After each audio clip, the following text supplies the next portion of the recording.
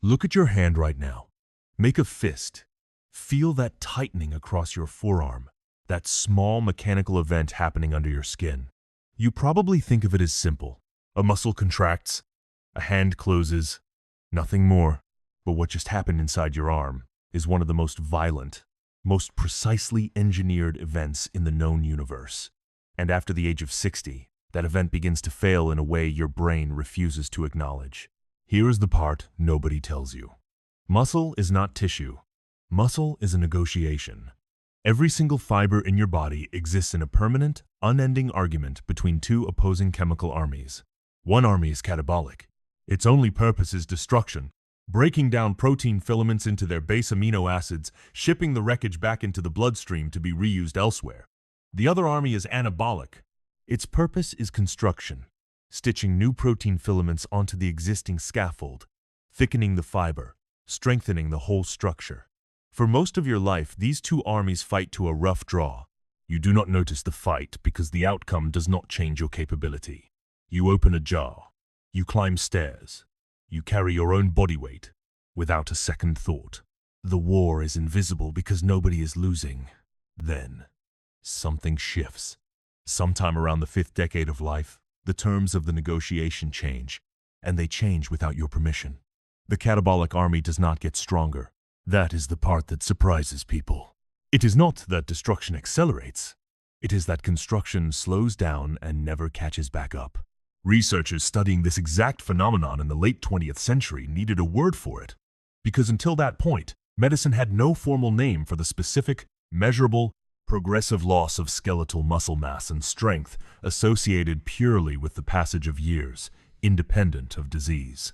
In 1988, a physician at Tufts University named Erwin Rosenberg proposed the term sarcopenia, built from the Greek roots for flesh and loss. He gave a name to something that had been happening to every aging human body in history, silently, without documentation, treated as an inevitable and unremarkable feature of growing old rather than what it actually is. A measurable, trackable, mechanical failure with an identifiable cause. Let that settle for a moment. You are not simply getting older when your grip weakens. You are losing a specific percentage of contractile tissue, and that percentage is not evenly distributed. Type 2 muscle fibers. The fast twitch fibers responsible for explosive force, for catching yourself when you trip, for standing up quickly from a low chair, degrade first, and they degrade faster than the slow twitch fibers responsible for endurance. This is why an older adult can often still walk for an hour, but cannot suddenly sprint across a street. The endurance system survives. The power system erodes. By the time a person reaches their 80s without intervention, they may have lost between 30 and 50% of the muscle mass they carried at age 25.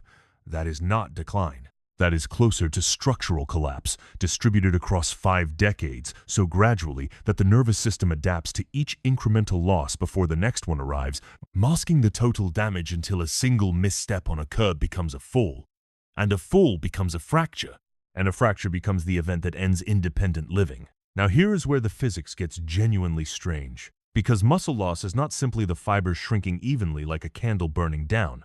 What actually happens at the cellular level is closer to a demolition crew being called in to remove entire structural units.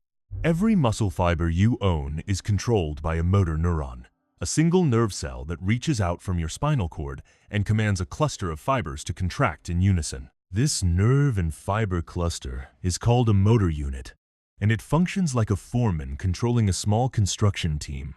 Your brain does not talk to individual muscle fibers.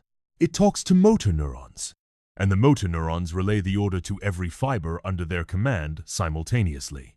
As you age, individual motor neurons begin to die off, and when a motor neuron dies, every fiber it controlled loses its wiring, its instructions, its entire connection to the central nervous system. Those orphan fibers do not simply sit there waiting. For a period of time, a nearby surviving motor neuron will send out new nerve branches, essentially adopting the abandoned fibers, absorbing them into its own unit. This is called motor unit remodeling, and for a while, it actually works. It is your nervous system's emergency patch, a wiring solution that keeps the muscle functional even as neurons are dying in the background. But every patch has a limit. Each surviving motor neuron can only adopt so many orphaned fibers before its own signal becomes stretched too thin, before the electrical demand of firing that many fibers simultaneously exceeds what a single neuron was ever built to handle. When that ceiling is reached, and the neuron itself eventually fails under the load, it does not lose a few fibers. It loses everything it had adopted, all at once. This is why muscle loss after 60 is not linear. It is not a smooth, gentle slope. It is a staircase, flat for years while remodeling compensates. Then a sudden drop when a maxed-out motor unit finally collapses. Then flat again while the next round of adoption occurs. Multiple studies tracking motor unit numbers across the human lifespan have found that a person in their 20s might carry hundreds of thousands of individual motor units across their major muscle groups, and by their 80s, that number can fall by more than half, with the survivors doing double or triple duty, firing at their absolute mechanical limit just to produce a fraction of the force a younger, fully wired system produced without strain. This is the part of the story your brain actively works to hide from you. The human nervous system is obsessed with maintaining the illusion of continuity. It does not want you to notice a 20% drop in grip strength any more than it wants you to notice the blind spot in your visual field. So it compensates. It recruits remaining fibers more aggressively. It adjusts your gait fractionally to reduce load on weakening muscle groups. It changes how you rise from a chair, shifting more work onto your arms and less onto your thighs. And it does all of this so gradually that you experience it not as loss, but as a vague, undefined sense that things require more effort than they used to. You call it getting older. What is actually happening is an active, ongoing structural renegotiation between your nervous system and a shrinking pool of physical resources, executed with such biological elegance that you rarely feel the individual losses, only their slow, cumulative sum. And here is the paradox sitting underneath all of it, the one that should genuinely unsettle you. The mechanism your body uses to protect you from noticing muscle loss is the exact same mechanism that prevents you from acting on it in time. If the decline felt as sudden and violent as it actually is at the cellular level, you would treat it as an emergency. You would train immediately, aggressively, with the same urgency you would apply to a diagnosed disease. Instead, because your nervous system smooths the experience into something resembling normal aging, most people do nothing until the damage has already compounded across 2 or 3 decades. By the time weakness becomes undeniable, in the 70s or 80s, a huge percentage of the motor units are already gone, and what remains is a smaller, more fragile system trying to rebuild itself from a position of significant structural deficit. The negotiation was never fair. It was designed by evolution to keep you functional in the short term, at the expense of warning you about the long term. Your own biology has been quietly managing your decline the entire time, and it never once asked for your consent. So, if the decline is this mechanically real, this measurable, this driven by an actual, identifiable process happening inside the fiber itself, the next question becomes unavoidable. Is there anything that can interrupt it? And the answer, the one that separates a person who stays powerful at 80 from a person who cannot rise from a chair at 70, comes down to a single type of cell most people have never heard of, sitting dormant along the outer membrane of every muscle fiber you own, waiting for a signal it may or may not ever receive. These cells are called satellite cells, first identified under an electron microscope in 1961 by a researcher named Alexander Morrow, who noticed small, flattened nuclei sitting just outside the main muscle fiber membrane but still trapped underneath the same protective sheath, the basal lamina, that wraps around the entire structure. At the time, nobody understood what they were for. It took decades of subsequent research to establish that satellite cells function as a dedicated repair and growth reserve, a population of muscle stem cells that remain inactive, essentially asleep, until they receive a specific chemical trigger. When a muscle fiber experiences sufficient mechanical damage, microscopic tearing along the protein filaments, satellite cells activate. They begin dividing. Some of the resulting daughter cells fuse directly into the damaged fiber, donating their nuclei to help synthesize new proteins and repair the structure. Others remain as a fresh reserve of satellite cells, replenishing the pool for the next cycle of damage and repair. Here is the mechanical detail that changes everything about how you should think about aging. Satellite cells do not activate randomly. They do not respond to walking, or standing, or the ordinary low-grade wear of daily movement. They respond specifically to mechanical tension that exceeds a certain threshold, the kind of tension generated when a muscle fiber is forced to produce force against meaningful resistance close to or approaching its current maximum capacity. This is why an 80-year-old who walks daily but never lifts anything heavier than a grocery bag can still lose muscle mass at a significant rate, while an 80-year-old who performs structured resistance training against real, appreciable load can trigger satellite cell activation and measurable new muscle protein synthesis. Even at that advanced age, the cells do not know how old you are. They do not check a calendar. They respond to a physical signal, tension on the sarcomere. And as long as that signal is delivered with sufficient intensity, the machinery of repair still answers. This is the point where the story of muscle aging stops being a story about inevitable decline and becomes a story about an underused physical law. The single most important variable is not your age. It is whether you are still generating the mechanical signal required to keep the repair system engaged.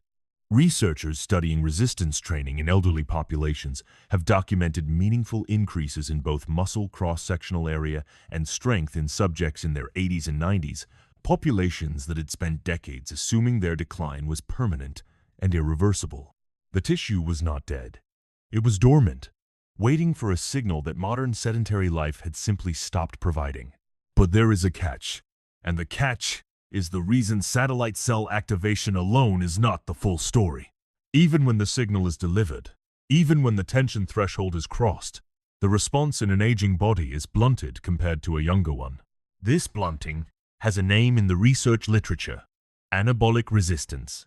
It describes a documented phenomenon in which older muscle tissue requires a larger stimulus, more mechanical tension, and critically, a significantly higher intake of dietary protein to trigger the same magnitude of protein synthesis response that a younger body would generate from a smaller stimulus. Studies measuring muscle protein synthesis rates after a standardized dose of amino acids have found that younger subjects reach a robust synthesis response at intake levels that produce a noticeably smaller response in subjects over 65.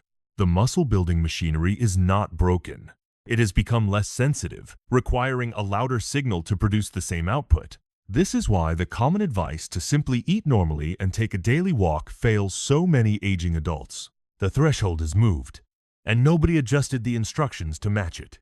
Think about what this actually means at the level of a single motor unit trying to survive. Picture one of the enlarged, overworked motor units we described earlier. The one now controlling fibers adopted from 2 or 3 neurons that have already died. That unit is under mechanical strain every single day, just performing baseline tasks, but baseline tasks alone do not cross the tension threshold required to trigger satellite cell activation. The unit is working harder than it was built for, yet never working hard enough to summon its own repair crew. It is trapped in exactly the wrong zone, too stressed to be healthy, not stressed enough to rebuild. This is the precise physical definition of the fragility so often associated with advanced age, a system running at a chronically elevated load without ever crossing the threshold that would trigger structural reinforcement. There is a historical figure whose life reads almost like an accidental 50-year experiment testing exactly this principle.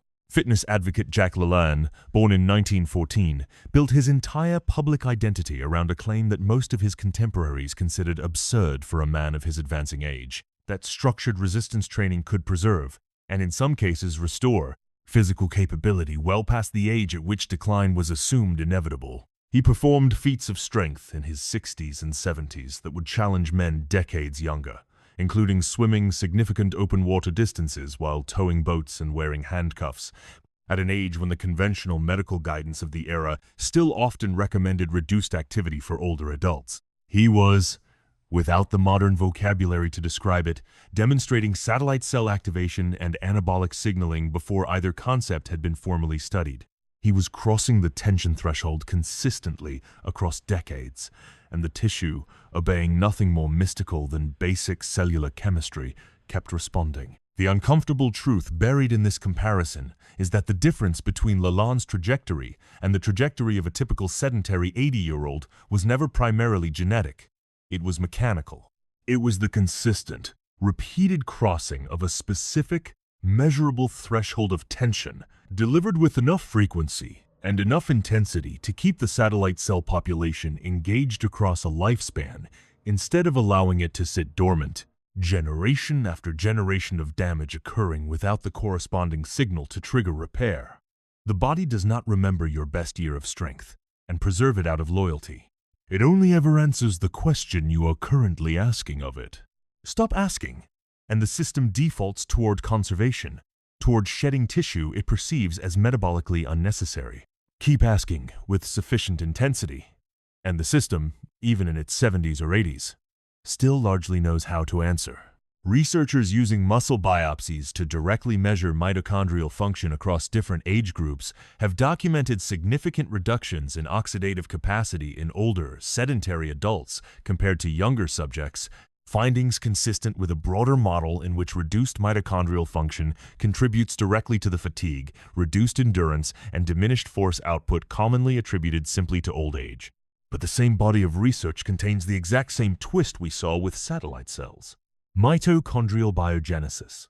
The process by which a cell manufactures new mitochondria is directly triggered by specific forms of physical stress, particularly aerobic exercise, and, to a meaningful degree, resistance training performed with sufficient volume. Studies examining older adults who engaged in structured endurance and resistance protocols have found measurable increases in mitochondrial density and markers of mitochondrial biogenesis, findings that directly challenge the assumption that reduced cellular energy production in aging muscle is a fixed, unchangeable feature of growing older. Now, hold 3 separate biological threads in your mind at once, because this is where the entire picture finally locks into a single coherent structure.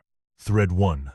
Motor units are dying, and the survivors are absorbing an increasing structural burden with a hard ceiling on how much they can adopt before they too collapse.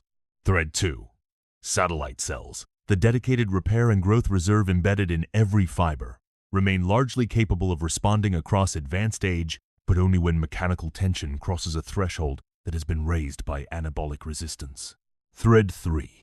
Mitochondria, the actual energy engines fueling every contraction, decline in density and efficiency with disuse, but can be rebuilt through the same category of physical stress that triggers the other 2 systems.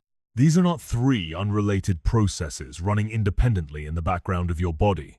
They are 3 faces of a single underlying principle, a governing physical law that has been operating on your tissue since the day you were born and will continue operating on it until the day you die. Use dictates structure. This is not a metaphor. It is closer to a direct biological restatement of a principle engineers have understood in load-bearing materials for over a century. The idea that a structure adapts, within limits, to the loads regularly placed upon it, reinforcing along lines of stress, and losing material in regions where load is absent. Bone remodels according to the exact same governing logic, thickening in response to mechanical loading and thinning in its absence, a phenomenon first formally described by the German anatomist Julius Wolff in the 19th century, and now known as Wolff's Law. Muscle tissue, motor units, satellite cells, and mitochondria all appear to obey a strikingly similar principle, an internal accounting system constantly asking a single recurring question: is this tissue currently required to produce meaningful force? And if the honest answer across weeks and months is no, the system begins allocating its limited metabolic resources elsewhere, treating unused capacity as expendable.